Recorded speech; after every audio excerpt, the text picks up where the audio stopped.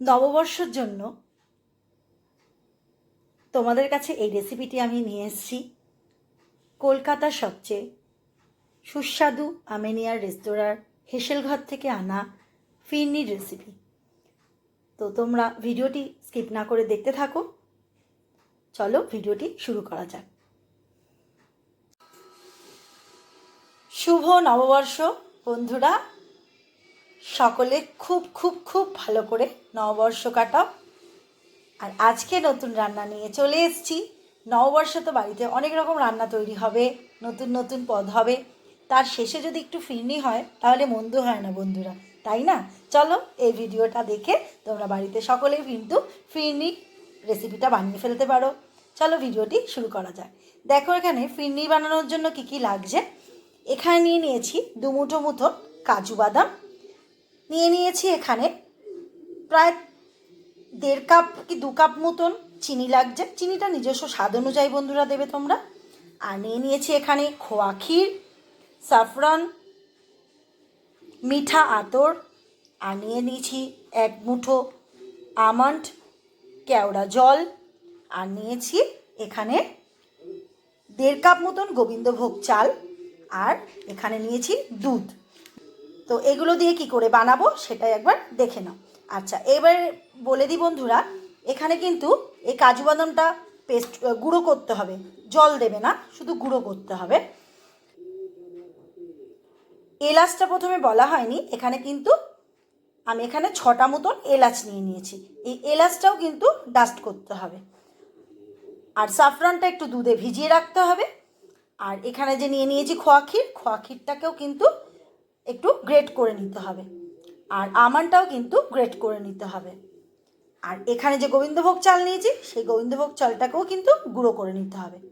তাহলে এগুলো করে নিয়ে তারপরে কিন্তু দুধটা ফুটতে বসাতে দিতে হবে। একটু সামান্য ফুটে গেলে, একটু কম হলে তারপরে একে একে উপকরণগুলো দিয়ে দেবো। খুব ভালো করে দুধটা ফুটে গেছে। এবার এর মধ্যে দিয়ে দেবো 1.5 চামচ মতন কেওড়া জল। আর চামচটা কিন্তু খুব বড় মাপের হবে না, কারণ এর মধ্যে মিঠা আতর পড়বে। এই সমস্ত পড়ার জন্য কিন্তু একটা উগ্র গন্ধ হয়ে যাবে, এলাচ গুঁড়ো পড়বে। দেখো এবারে আমি এই চামচের 1.5 চামচ মতন দিয়ে দিলাম কেওড়া জল, দিয়ে আবারও বেশ খানিকটা নাড়বো। দেবো এলাচটাকে একটু ডাস্ট করে নিয়েছিলাম, সেই এলাচের গুঁড়ো। এলাচের গুঁড়ো দিয়েও ভালো করে নেড়ে নেব।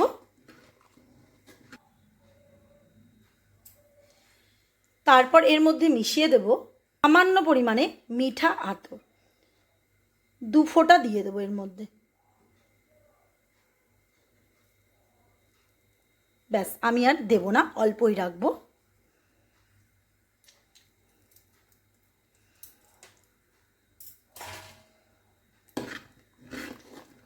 এটা দিয়েও বেশ কিছুক্ষণ নেড়ে নেব, নিয়ে একটু ভালো করে ফুটিয়ে নেব।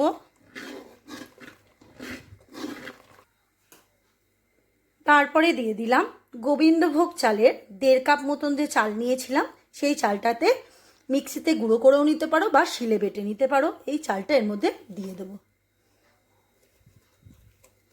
তোমরা তোমাদের দুধের পরিমাণ বুঝে কিন্তু চাল গুঁড়িটা অ্যাড করবে।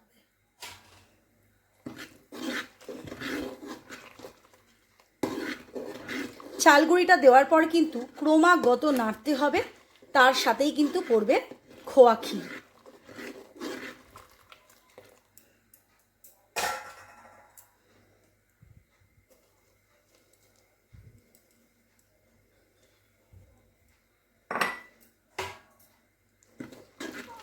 আর বাকিটাও অ্যাড করে দিলাম। এবার একটু ভালো করে ফুটে যাক, তার মধ্যে আবার খোয়া ক্ষীরটা অ্যাড করে দেবো। খোয়া ক্ষীর আর চালের গুঁড়ি পড়ার পর কিন্তু ক্রমাগত নাড়তে হবে,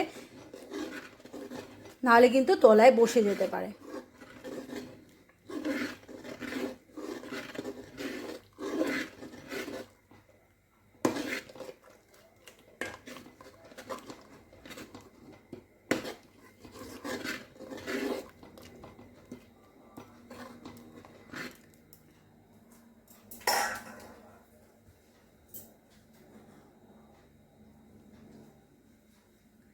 এর সাথে দিয়ে দিলাম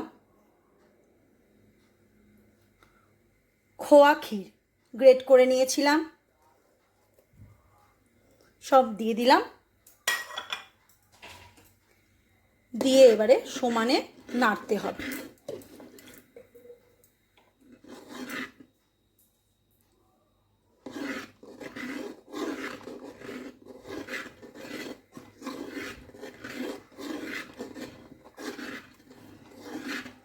আধ ঘন্টা মতন নাড়তে হবে। গোবিন্দভোগ চালের গুঁড়ো আর খোয়া ক্ষীর দিয়ে খুব ভালো করে নেড়ে নিয়েছি প্রায় অনেকক্ষণ সময় ধরে। এইবার দিয়ে দিলাম এর মধ্যে কাজু বাদামের গুঁড়ো।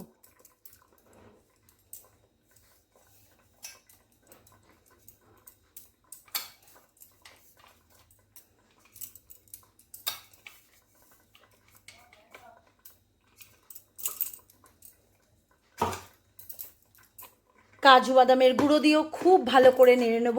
আর কিন্তু গ্যাসের ফ্লেমটা লো করে রাখবো, নাহলে কিন্তু তলায় ধরে যাওয়ার চান্স থাকবে, তাতে পোড়া গন্ধ হয়ে যাবে।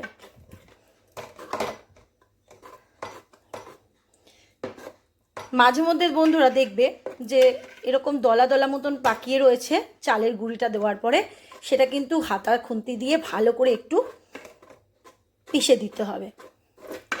খুব ভালো করে নেড়ে নেব।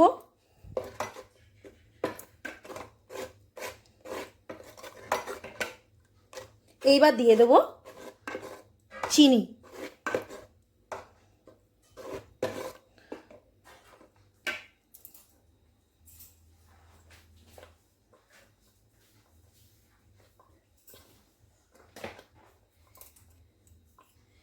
চিনিটা কিন্তু তোমরা একটু টেস্ট করে দেখে নেবে, যদি প্রয়োজন হয় আর একটু অ্যাড করে দেবে। এবার চিনি থেকে একটা রস বেরোবে, সেই রসটাও কিন্তু এর মধ্যে ভালো করে নাড়তে হবে।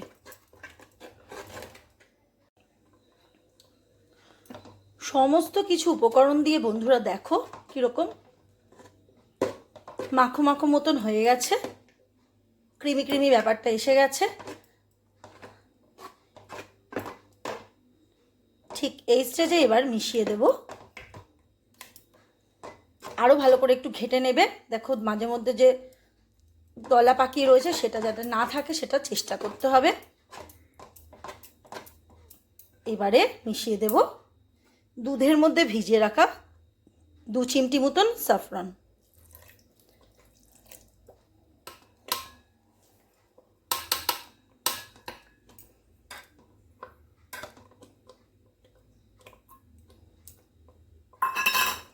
স্যাফরনটা দিয়ে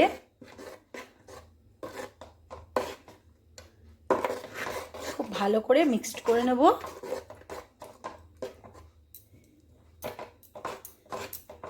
নিয়ে আবারও বেশ খানিকক্ষণ নাড়ব।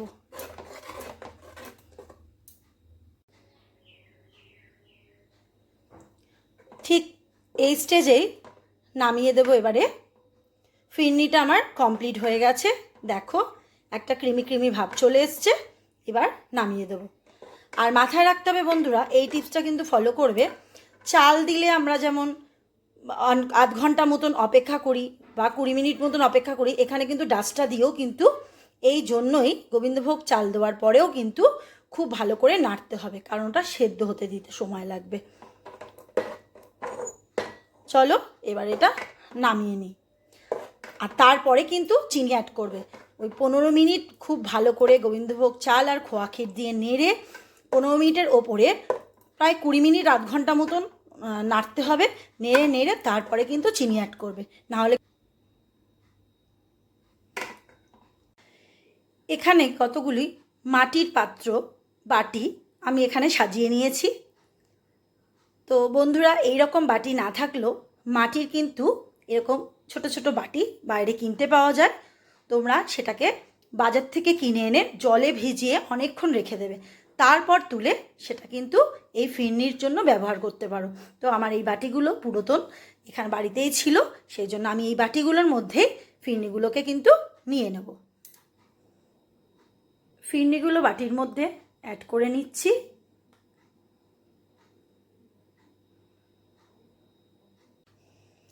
দেখো বন্ধুরা, মাটির বাটির মধ্যে সমস্ত ফিরনিগুলোকে নিয়ে নিয়েছি, আর তার সাথে ওপরে একটু করে কাজু বাদাম দিয়ে দিয়েছি।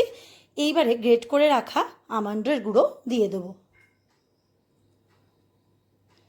এইরকম ওপর থেকে আমন্ডের গুঁড়ো ছড়িয়ে দিলাম প্রতিটি বাটিতে। খুব সুন্দর করে সাজিয়ে নিয়েছি।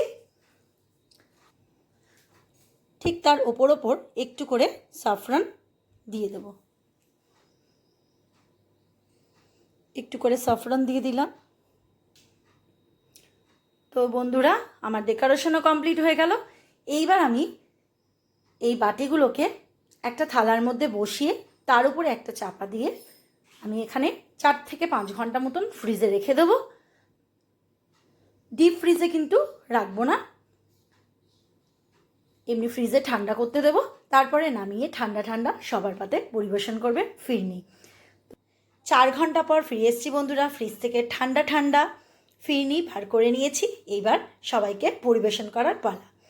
তো আমি কিন্তু এই রেসিপিটি বন্ধুরা একদম আমিনিয়ার রেস্তোরাঁ হেসেল ঘর থেকে তুলে নিয়ে এসেছি রেসিপিটি। তো চলো বন্ধুরা, তোমরা ভিডিওটি শেয়ার করলাম তোমাদেরকে, তোমরা এই রেসিপিটি ফলো করে তোমরাও কিন্তু বানিয়ে ফেলতে পারো।